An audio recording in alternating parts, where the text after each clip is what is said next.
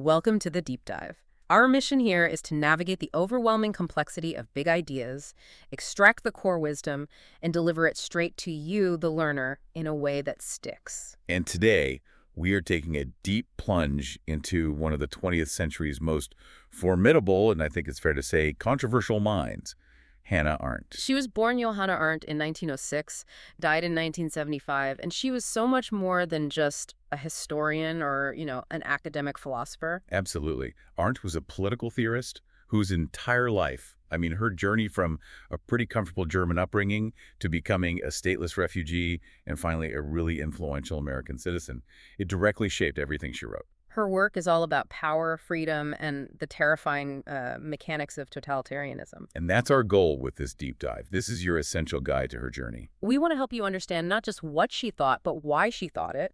We're going to be tracking the core concepts she developed. Things like the absolute necessity of political action, that really interesting distinction she makes between labor and work, and this beautiful idea she called the miracle of natality.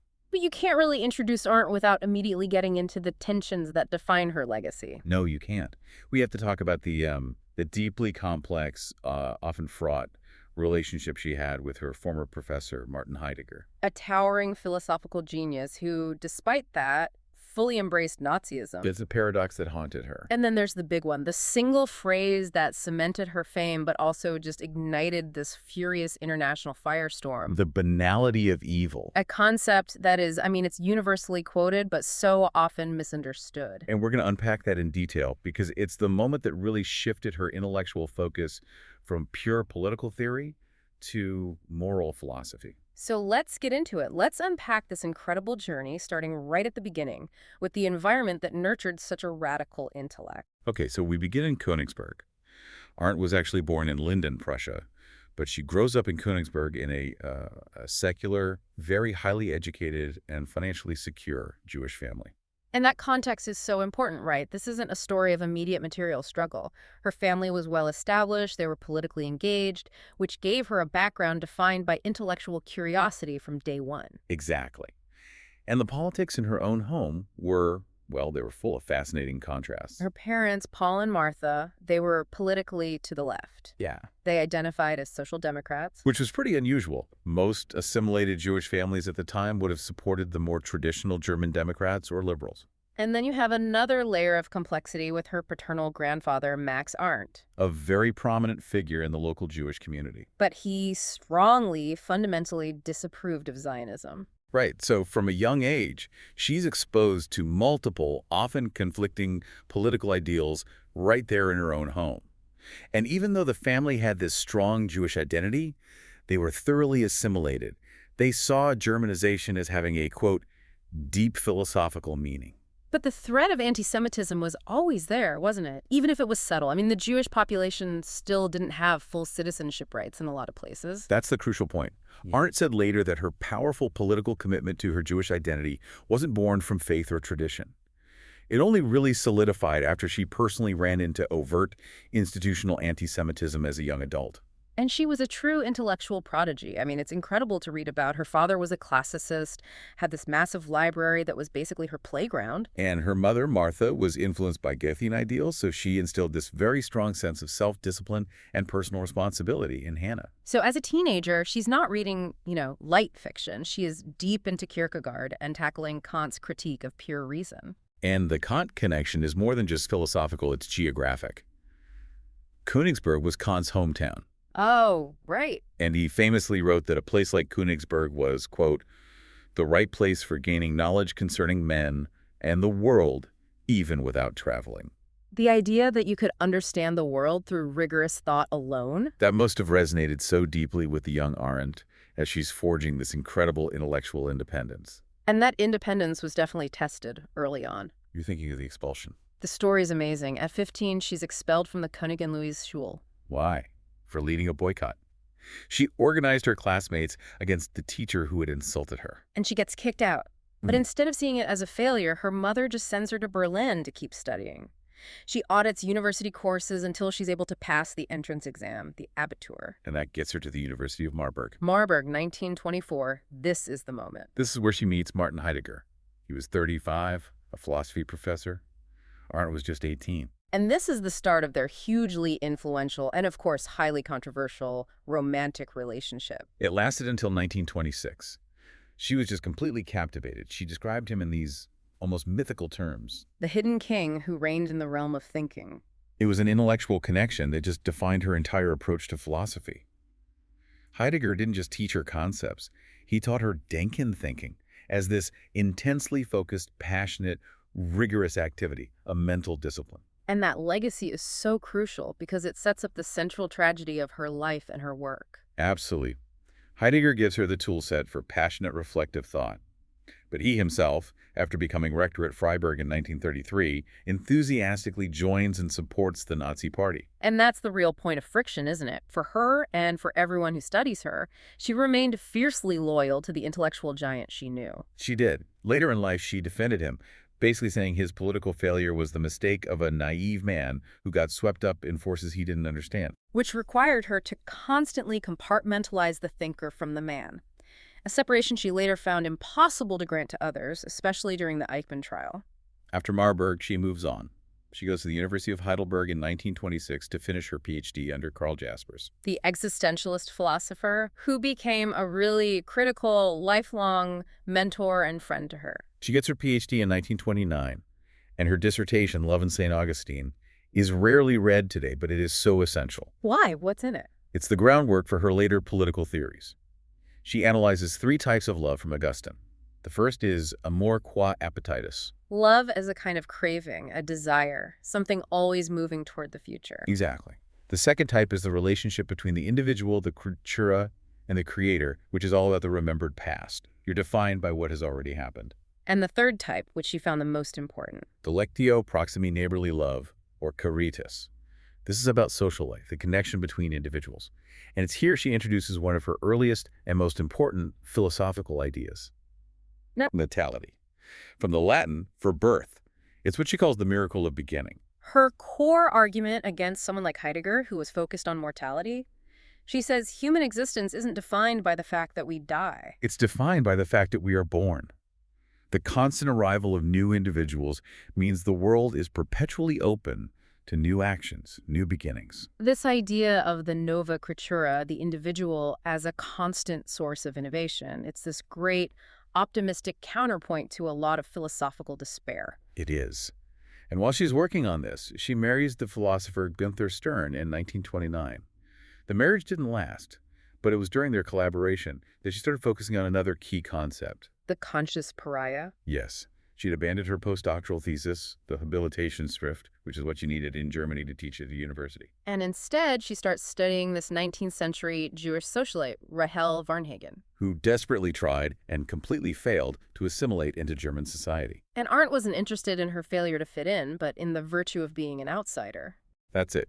Drawing on Max Weber's term pariavoc and Bernard Lazar's pariah conscient, she develops this idea of the conscious pariah. The intellectual outsider, unassimilated, whose nonconformism is the very thing that allows for real intellectual achievement and political insight. It became central to how she saw herself. It was a conscious decision to embrace being an outsider, an individual defined by political categories, not social or religious ones. And that framework became absolutely necessary almost overnight in 1933. It's 1933, the turning point. For her, for Germany, for all of Europe. Hitler becomes chancellor. The Reichstag fire happens almost immediately after. And civil liberties are just suspended. The philosophical becomes devastatingly political. And she is galvanized into action, but not as a leftist, not as the citizen of the world. She justifies her activism strictly through her Jewishness. She adopts that mantra. If one is attacked as a Jew, one must defend oneself as a Jew. Not as a German, not as a world citizen, not as an upholder of the rights of man.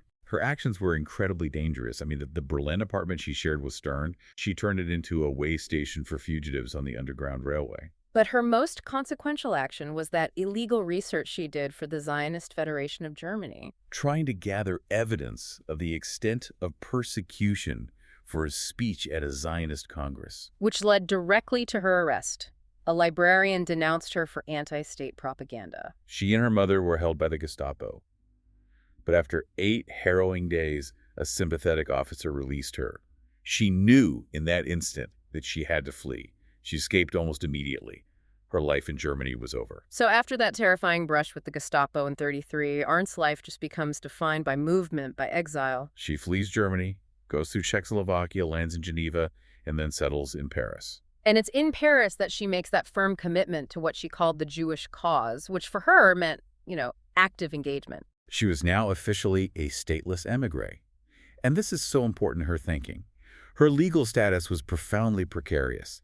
The experience of being superfluous, of being unwanted, really began here. And she puts her skills to use right away. She becomes Secretary General for Youth Aliyah from 1935 to 1939. An organization dedicated to helping young Jews emigrate to the British Mandate of Palestine. This was intensely practical work. Raising funds, securing supplies, navigating these impossibly complex international bureaucracies. She even traveled to Palestine in 1935 with one of the groups. So she's not just observing politics from an armchair. She is actively, tangibly participating in organized political life. And during this time in Paris, her personal life is also changing. Her marriage to Stern ends in 37. And she begins a relationship with Heinrich Blücher, who becomes her second husband. He was a Marxist philosopher, a former communist activist. And his political background was crucial for her, right? Absolutely. He decisively moved her thinking toward the necessity of political action and real-world engagement, and away from purely academic contemplation. They married in 1940. But then the sanctuary France just evaporates. 1940, the German invasion is imminent. And the French government, in this tragic irony, starts interning enemy aliens, which included thousands of German Jewish refugees like Arendt. She was detained in Camp Gurs. A camp originally built for Spanish refugees. And she summarized that experience so devastatingly. She said refugees were put in concentration camps by their foes, but then put in internment camps by their friends. She was there for about 4 weeks, and then in the absolute chaos of France's surrender, she managed to escape. The journey was just fraught with danger. She walked and hitchhiked to Montauban, where she reunited with Blücher, who had also escaped. And you can't overstate the precarity of this period. I mean, we have to remember their friend, the brilliant philosopher Walter Benjamin, took his own life during a similar escape attempt, fearing capture at the Spanish border. European intellectual life itself was just hanging by a thread. But thanks to the efforts of people like Varian Fry, they eventually secured visas and exit papers. And they arrived in New York City on May 2010, 1941, with, essentially nothing but their intellectual capital. And arriving in America brings this whole new perspective. She becomes a U.S. citizen in 1950, but she immediately formulates this very sharp critique of her new home. Yes, the fundamental contradiction of the country is political freedom coupled with social slavery. That phrase is such a perfect summary of her political thought. It really is. She saw a country where the political sphere of free speech, elections was strong, but the social sphere was overwhelming. Conformity, economic pressure, the obsession with status. She saw that as a dangerous erosion of individual freedom. She gets to work right away, writing for the German-language Jewish newspaper Aufbau, focusing on refugees, on anti-Semitism. And then, starting in 1944, she takes on this crucial role as Director of Research for the Commission on European Jewish Cultural Reconstruction. And this must have been just heartbreaking, demanding work. Her job was to compile these comprehensive lists of Jewish cultural assets books, artifacts, religious objects that had been looted by the Nazis all across Europe, preparing for their recovery. So she's documenting a decimated civilization. And that act of documentation provides her with the final, foundational material for her first masterpiece. Published shortly after she became a U.S. citizen, The Origins of Totalitarianism, 1951. This book immediately established her global reputation. It marked her as a truly formidable thinker. It's a massive work, structured in 3 parts. Anti-Semitism, imperialism, and then the final crowning essay, Totalitarianism. And the timing was so profound. She was treating the Holocaust as this discrete, novel catastrophe almost a decade before the major works of Holocaust scholarship started appearing. Let's break down that structure because it really shows how she built her argument. She starts with anti-Semitism. But not just as a social prejudice. She saw it as an ideology that became a political tool, allowing leaders to create this theory of history based on racial conflict. Then she moves to imperialism. And this is where she shows how European colonial expansion basically taught regimes how to use bureaucracy and violence overseas. Specifically, the idea of treating certain populations as superfluous, as outside the moral consensus. Right, and then they brought those techniques home. The idea of superfluous people is absolutely central to her argument. And that leads to totalitarianism itself. Her big argument is that this form of government Nazism or Stalinism is fundamentally different from just tyranny or dictatorship. How so? Tyranny focuses on suppressing your political adversaries.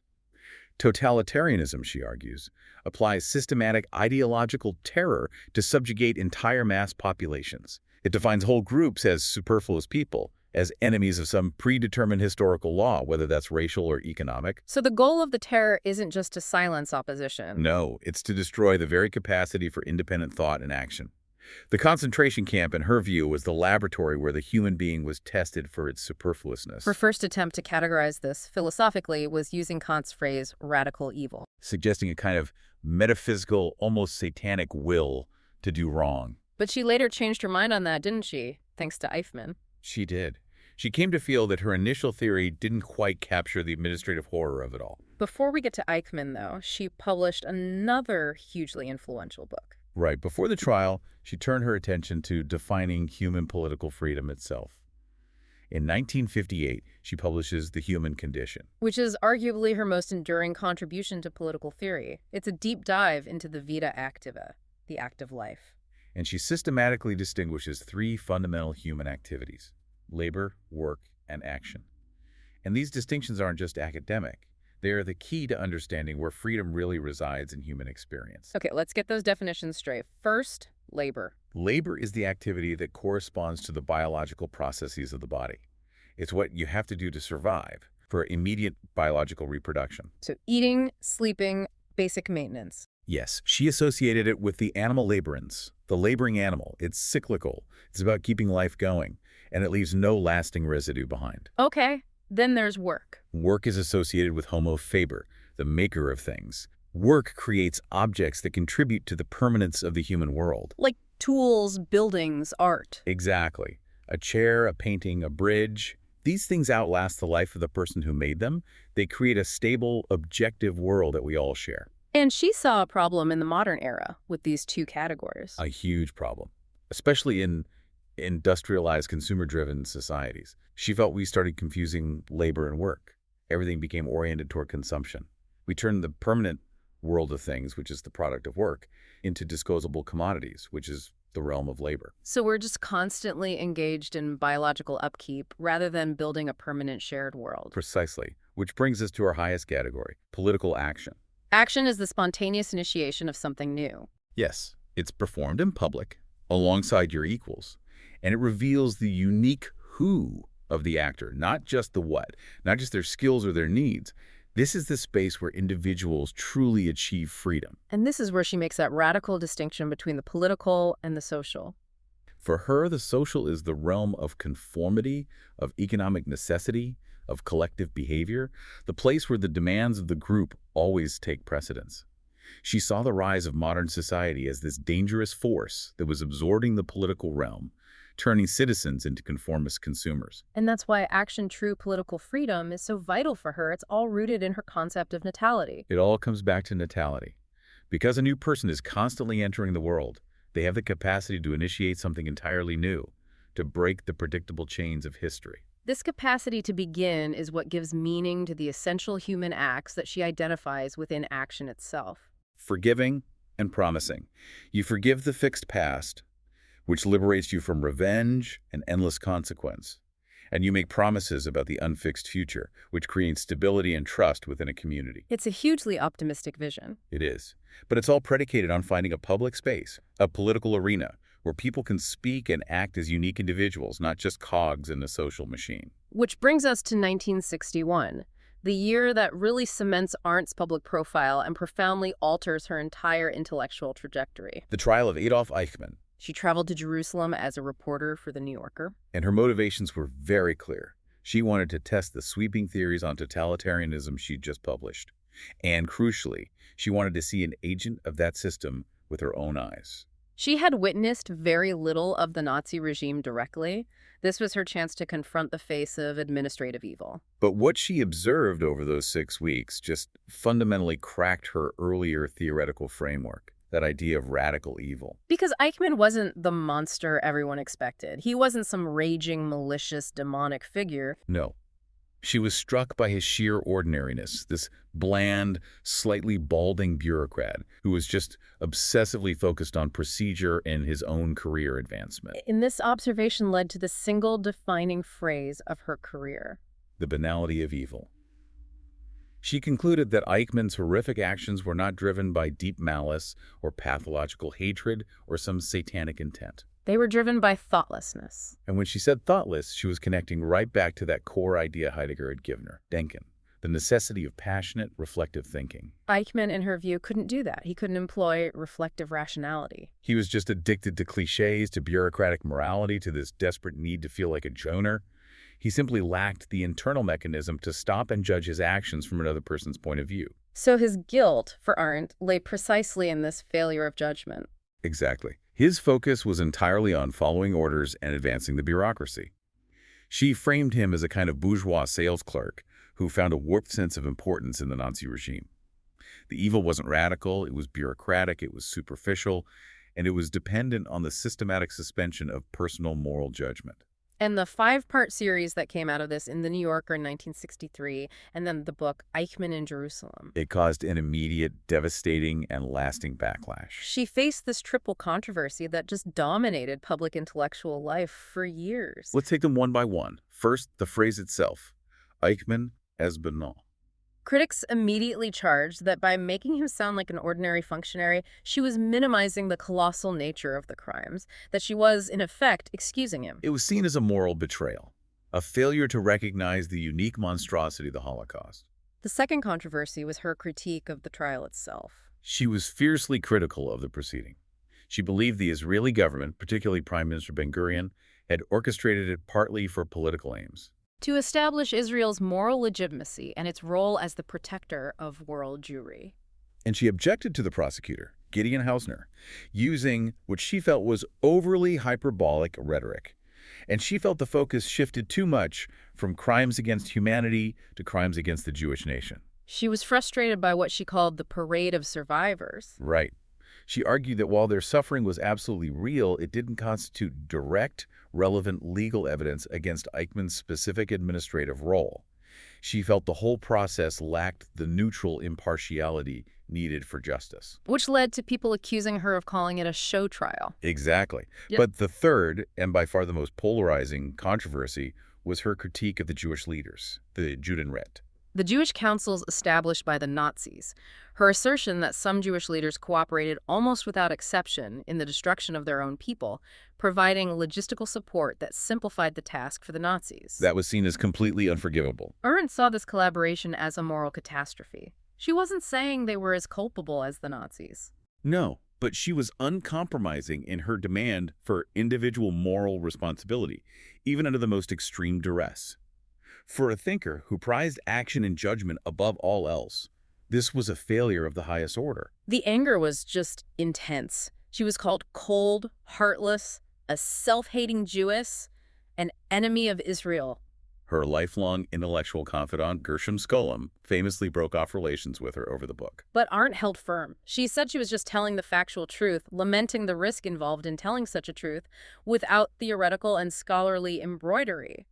And this profound moral confrontation led directly to one of her most enduring and iconic statements, one that really encapsulates her entire post-Eichmann ethical shift. No one has the right to obey. This came from a 1964 interview.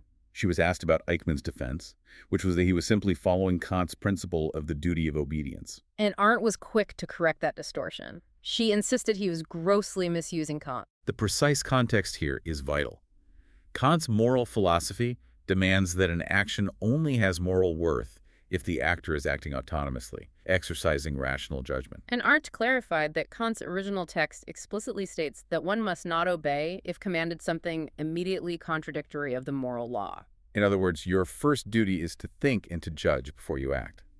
If the law or the order violates the moral law that resides within your own rational thought, then you are compelled to disobey.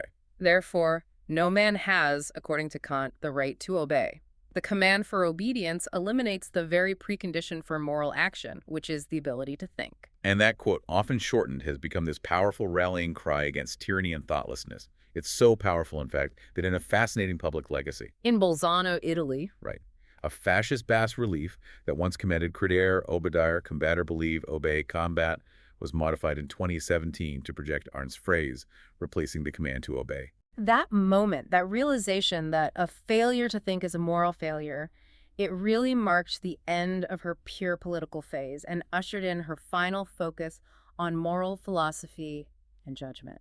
So, while the Eichmann controversy was raging, Arndt held several other positions that continue to challenge and, frankly, often provoke contemporary audiences. They really reveal how radically counterintuitive her political theories often were. A great example is her notorious critique of human rights. This was developed in The Origins of Totalitarianism, in the chapter The Decline of the Nation-State and the End of the Rights of Man. She wasn't arguing against rights that are secured by law. She was arguing against the whole concept of abstract human rights. The idea that you have rights simply by virtue of being human, divorced from any political structure. She found these rights to be illusory and, most importantly, unenforceable. And she used the stateless refugee as the ultimate test case, a condition she knew intimately. A refugee has lost their political status, their citizenship, and therefore they've lost the nation-state mechanism that's required to enforce any rights they might theoretically possess. She observed, devastatingly, that once you're stripped of citizenship, the abstract rights of man become meaningless. You've lost your right to have rights, the ability to be considered and protected by a political community. In one of her most famous lines on this, she said that for the stateless, the world found nothing sacred in the abstract nakedness of being human. That is a sobering conclusion. She argued governments have very little incentive to respect universal human rights when those rights conflict with national interests, especially around borders or repatriation. So without a strong, committed political community willing to secure them, human rights just dissolve into mere sentiment. Her lifelong advocacy for refugees came from the need for political solutions like federated states, not just humanitarian aid. Another deeply contentious position was her 1958 essay, Reflections on Little Rock, where she opposed forced desegregation in Arkansas.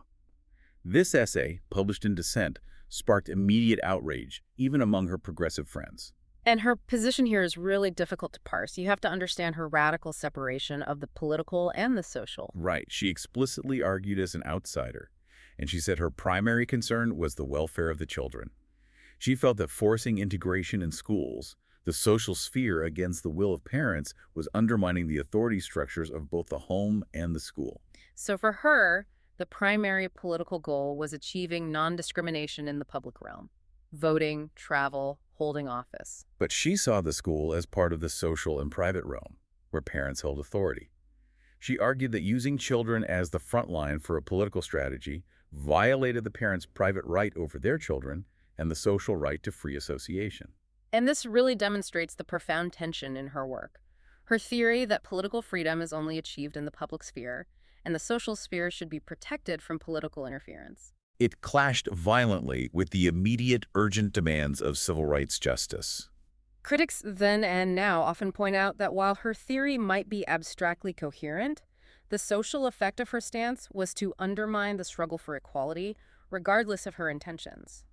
Shifting to other social issues, her views on Zionism and feminism were equally complex.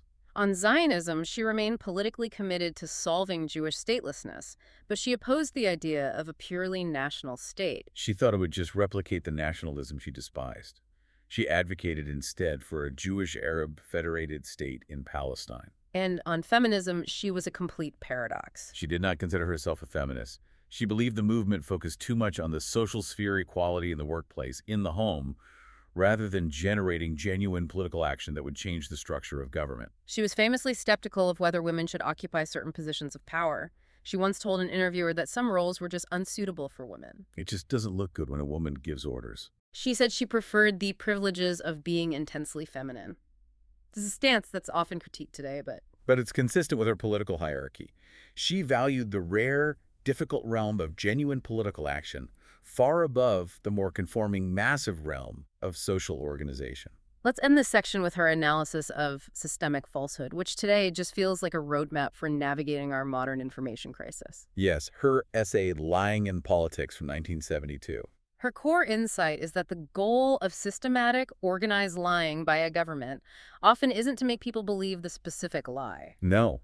If a lie is exposed, the leader just replaces it with another one. The persistent objective is far more destructive. It's to obliterate the populace's sense of reality, their capacity to distinguish fact from fiction altogether. The result, she argued, is a profound societal cynicism. As she wrote, the constant substitution of lies for truth doesn't mean people accept the lies as truth. Instead, it destroys the sense by which we take our bearings in the real world. And critically, when the lies are exposed, people don't desert the lying leaders. They take refuge in cynicism and admire the leaders for their superior tactical cleverness. That cycle, the destruction of reality, the rise of cynicism, the admiration of deceit, it's her powerful warning about the decay of public life. And the final chapter of her life brought her full circle, right back to the moral duties implied by the Eichmann trial, her last great project, The Life of the Mind. Conceived as a trilogy on the mental activities of thinking, willing, and judging. This was her decisive, philosophical attempt to figure out how one avoids thoughtlessness. Thinking, she argued, is a solitary, silent dialogue with oneself. It's rooted in Socrates' idea that it is better to suffer wrong than to do wrong. This inward dialogue is the core of conscience. Tragically, Arendt died suddenly of a heart attack in December 1975. She had completed the first two parts, thinking and willing. But in a poignant final detail, she left the title page for the third, and most crucial part, judging, unfinished, still sitting in her typewriter. The very act she felt was essential to moral and political life remained, for her, the final unanswered question. So what does this life of rigorous thought mean for you today? Arndt's legacy as one of the 20th century's most influential political thinkers is, I think, now undeniable. She shied away from publicity, but she is experiencing this monumental resurgence of interest. Her relevance has never been sharper. The rise of authoritarian governance, issues of global statelessness, her works are flying off the shelves. The insight she developed on the mechanics of power, the fragility of political freedom, and the necessity of individual moral responsibility, they speak directly to our present moment. That core Arendtian relationship between the capacity for thinking and the avoidance of evil, that's what makes her so enduring. Her observations on the stateless refugee and the unenforceability of abstract human rights without a political community remain profoundly accurate. And if you want a visual representation of this contemplative life, you should seek out that iconic 1944 photograph of her taken by Fred Stein. It really captures the essence of a thinker who is perpetually engaged, always in dialogue, grappling with the fundamental prerequisites for human freedom. Her life's work compels us to halt the automatic processes of compliance and consumption. So given Arendt's intense focus on the importance of action and the individual responsibility inherent in that statement, no one has the right to obey, we want to leave you with this provocative thought. If the failure of reflective thought leads to the banality of evil, and we are all responsible for our choices, even under duress, how does the current constant influx of information or misinformation affect your personal ability to fulfill that critical moral duty of stopping the world and truly thinking? That's the work that defines the free person. We've reached the end of this deep dive, but the thinking never stops.